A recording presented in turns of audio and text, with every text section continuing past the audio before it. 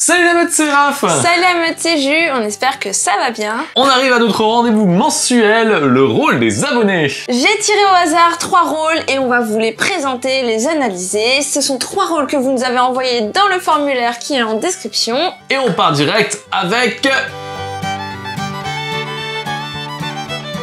le bûcheron. Ce premier rôle est le bûcheron, il a été créé par Poumon. Alors je tiens à dire quand même que au moment où j'ai vu les notes de Jus, j'ai lu le bûcheron de Poumon, j'ai trouvé ça très drôle, parce que je pensais que c'était le nom du rôle. Donc le bûcheron, alors il savait pas pour quel mode le mettre, on verra ça ensemble. C'est un rôle solitaire qui doit rester le dernier en vie pour gagner. Son pouvoir, il est composé en 3 parties. Il est immunisé à l'attaque des loups-garous. Toutes les 2 nuits, il peut éliminer 2 joueurs. Et troisième partie du pouvoir, c'est qu'à la suite de ça, le MJ doit donner un indice sur la position du bûcheron dans la partie, qui sera de plus en plus précis. Et du coup, est-ce que tu as des exemples d'indices? Oui, alors Poumon nous a précisé que par exemple en début de partie, le MJ pourra annoncer « Le bûcheron se trouve à droite de Raph ». Oui, en cercle, tout le monde est à droite, mais... Ah, oui, dans un cercle, tout le monde est à droite de Raph. Même là, si on est en cercle, je suis à droite de Raph. Oui, c'est vrai que c'est oui. Donc c'est tout le monde, pas tout le monde. Après, techniquement parlant, même si on est en carré, t'es à droite de moi. Ouais.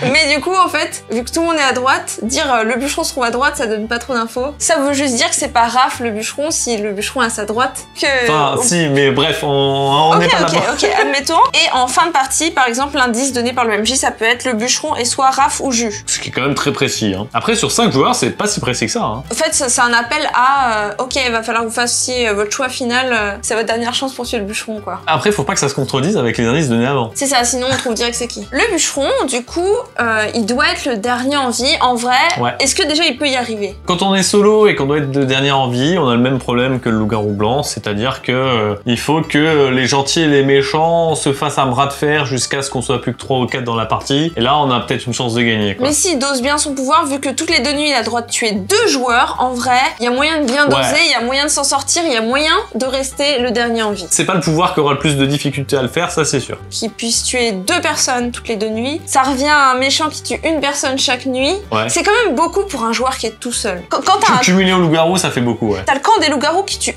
1 seule personne, alors que c'est des gros loups-garous mastoc, tu vois. Tu peux avoir par exemple un camp de vampires où ils sont plusieurs vampires à tuer 1 personne chaque nuit. Et là, c'est un mec tout seul qui tue l'équivalent d'1 personne par nuit. Ça rappelle les rôles de Werewolf Online. Ouais. Ça fait beaucoup. Pourquoi pas en partie fun alors que la partie faisait plus de 15 joueurs, admettons. Au moins, ça va être un bon accélérateur de partie. Voilà, bon, c'est un rôle qui peut gagner. Il peut pas se faire éliminer par les loups-garous, si je me souviens bien. En plus de ça, il est immunisé aux loups-garous. Donc il y a quand même moins de chances qu'il se fasse random kill en cours de partie. L'immunité des rôles solo loup-garou, c'est une façon de mettre le problème sous le tapis. C'est en gros, le rôle solo qui doit survivre jusqu'à la fin, il a peu de chances de gagner parce qu'il peut se faire niaquer par les loups-garous n'importe quand. Immunisons-le aux loups-garous, comme ça, problème réglé. Non, pas problème réglé. Un rôle solo qui immunisé à l'attaque des loups-garous, ça a pas trop de sens, ça casse les règles du jeu. Les loups-garous, ils sont censés pouvoir éliminer des joueurs au fur et à mesure, quoi. Donc moi je dis pourquoi pas, mais du coup ça veut dire qu'il faudra absolument qu'ils soient tués la journée. Les villageois ne pourront pas compter sur les loups-garous pour tuer le bûcheron. Il va falloir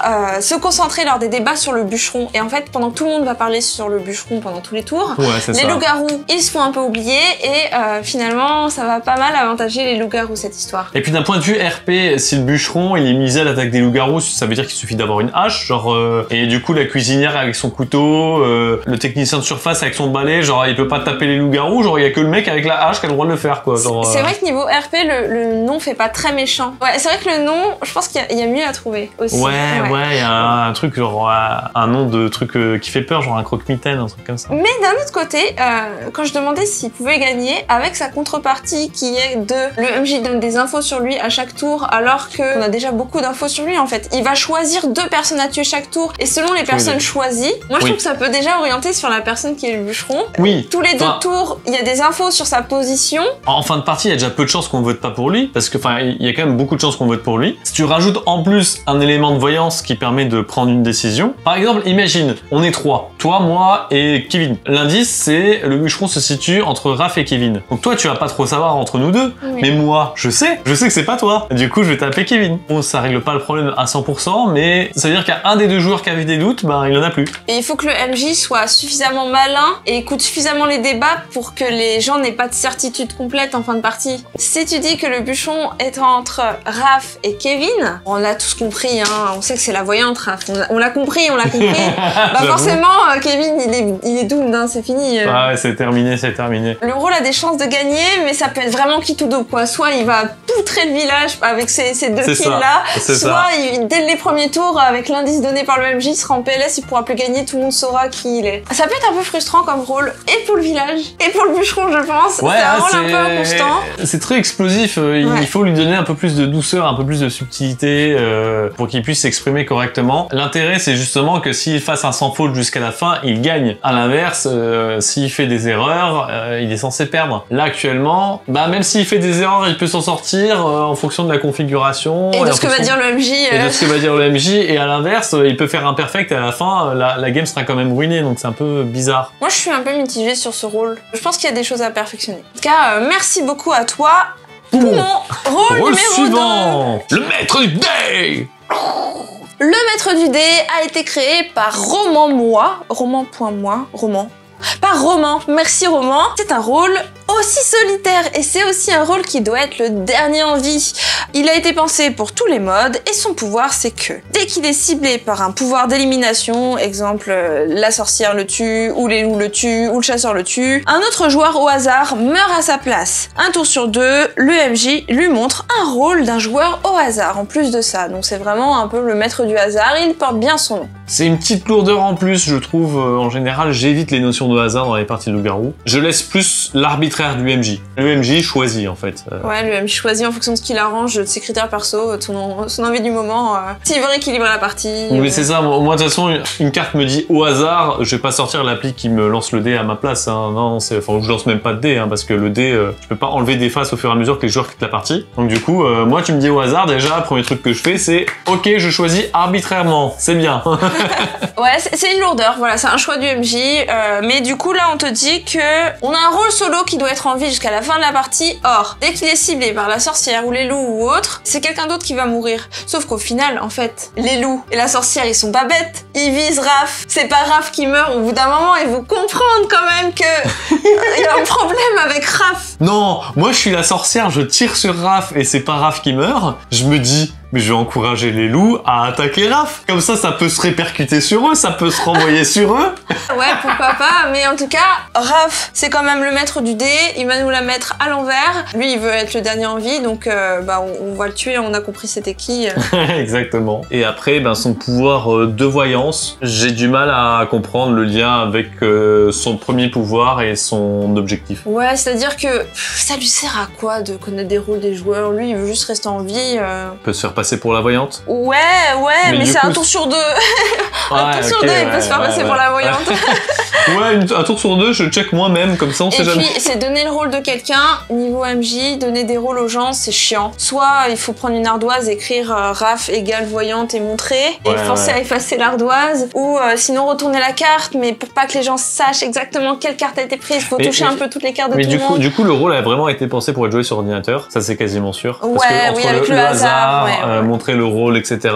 Ok, admettons. On dirait beaucoup un rôle à la Wolfie en fait, finalement. Ouais, un rôle qui serait adapté plutôt au jeu en ligne. Moi, ma question c'est, est-ce qu'il peut vraiment rester le dernier en vie? Souvent, les fins de partie, il reste 4 ou 3 joueurs. On lance la nuit. Les loups, admettons, ils visent quelqu'un. Ils visent le maître du dé, c'est pas le maître du dé qui meurt, c'est quelqu'un d'autre. Au final, la dernière journée, il reste quoi? Il reste un maître du dé vivant face à un loup. Qu'est-ce qui se passe? Il se tape sur la place du village. Normalement, un loup-garou, quand il est en même nombre qu'un autre joueur, c'est le loup qui gagne. Du coup, là, c'est quoi? C'est le maître du dé qui gagne? Si on suit la logique du pouvoir, c'est le maître du dé qui gagne, mais en même temps, le loup-garou, il est pas obligé de manger, donc... Oui, du coup, le loup-garou, s'il mange pas, qu'est-ce qui se passe? C'est le maire qui gagne, du coup? C'est un peu... Ouais, il y a des situations dans lesquelles le jeu est bloqué. Déjà, c'est un peu bizarre. Le jeu est bloqué. Selon les règles du jeu, c'est soit le maire qui va gagner, soit celui qui aura accusé plus vite, le loup-garou ou le maître du dé, enfin... Ouais, c'est... Pourquoi le maître du dé, qui est un petit mec qui lance des dés, il survivrait face à un loup-garou alors qu'ils sont 1v1 octogone, enfin... Genre, vu qu'il n'attaque pas directement les gens, qui fait que renvoyer des attaques, je vois difficilement comment il peut être vraiment le dernier en vie, alors que sur le rôle précédent, le bûcheron, lui, il peut faire 2 kills d'un coup. Il reste 3 joueurs en vie, le bûcheron, il tape le loup, il tape le dernier pecno, paf, il est tout seul en vie, il a gagné. Là, le maître du dé, il attaque pas la nuit, vraiment. Ouais, c'est un rôle qui est très défensif, et au final, il y a un moment où le rôle solo, pour être le dernier en vie, il a besoin d'attaquer. Pour moi, sa condition de victoire, elle est à revoir. À cause de son rôle, il y a même beaucoup de cas dans lesquels il pourra pas gagner avant même d'avoir la possibilité de pouvoir gagner. Je m'explique. Imagine à chaque attaque des loups-garous, l'attaque est renvoyée au hasard sur un loup-garou. Pour peu que le village élimine le loup-garou qui reste, la partie est terminée. Oui, parce que le village a les gagné. villageois ont gagné. Et il peut pas maîtriser sa condition de victoire. Alors, je sais qu'il y a la notion de hasard dans le rôle. Ouais, donc en fait, pour moi, c'est un rôle qui peut quasi jamais gagner. Du coup, moi, j'ai un rôle comme ça, je suis découragée dès le début, en fait, parce que je me dis, bon bah, j'ai quasi aucune chance de gagner, pourquoi jouer la partie? C'est ça, je suis content juste si le hasard fait que je gagne, mais souvent je vais être bouf. Voilà, donc du coup, il y a un petit truc à revoir. Peut-être justement remplacer ce don de voyance random qui a rien à faire là, avec un petit pouvoir supplémentaire. Ou modifier la condition de victoire qui fera que, je sais pas, il va piquer la victoire sous une autre condition, mais là, c'est un rôle défensif, il peut pas être le dernier en vie. Donc, Roman, tu as des choses à perfectionner sur le rôle, j'ai vraiment hâte de voir comment vous arriverez à, que ce soit vous, les abonnés en commentaire, ou Roman,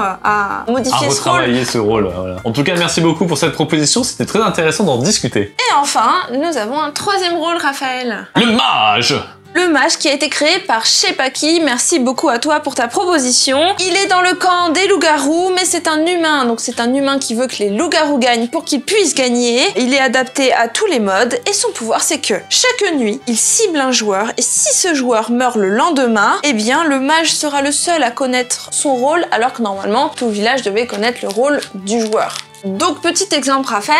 Oui. Je suis le mage, je te cible la nuit. Tu te fais tuer à ce moment-là par les loups-garous ou la sorcière. Oui. Petit matin, le MJ annonce Raph est mort. Bah, désolé, il a été ciblé par le mage. Donc, la nuit prochaine, je montrerai seulement au mage quel était le rôle de Raph. Ah, en plus, c'est la nuit d'après. Tu veux montrer ça comment en pleine journée? Ah bah oui. Ou sinon, on ferme les yeux, je montre au mage, mais c'est ah chiant. là là, et oui, parce qu'on peut pas le dire à haute voix en plus. Ah là là, j'avais pas pensé à ce détail. Et le mage, on va pas le révéler.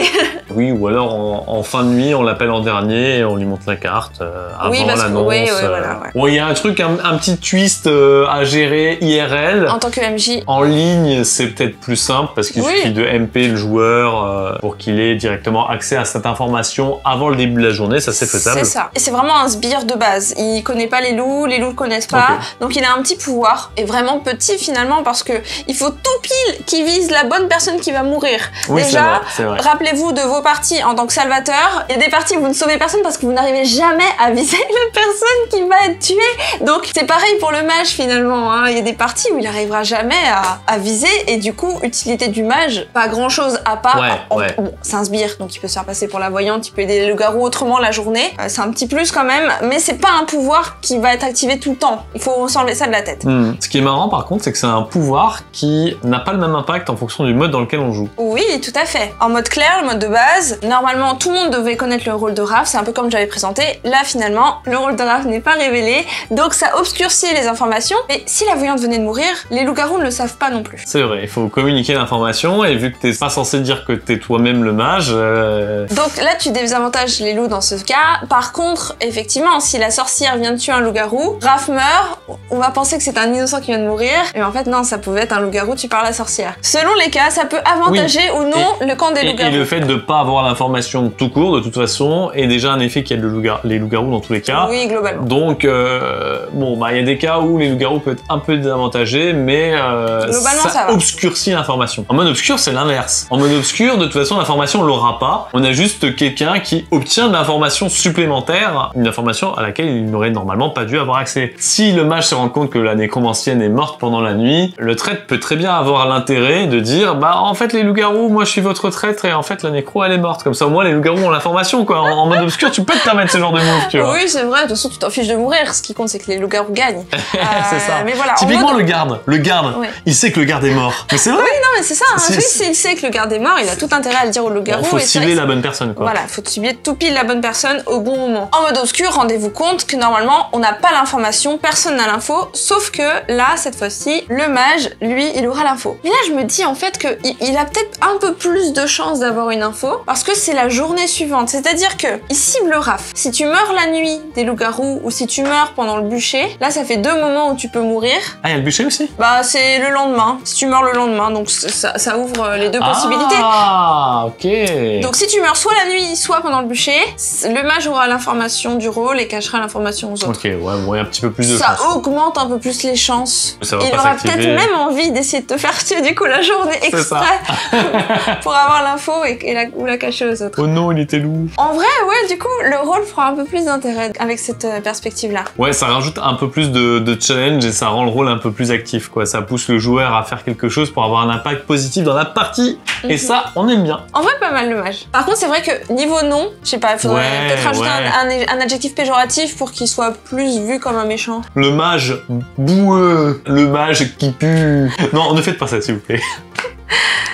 Voilà, bah très bien, je sais pas qui. Très très intéressant finalement. Voilà, pour petit rappel, il y a le formulaire dans la description. N'hésitez pas à proposer vos rôles. On va dépiler les rôles les plus anciens en live très prochainement. Et le village Sandor.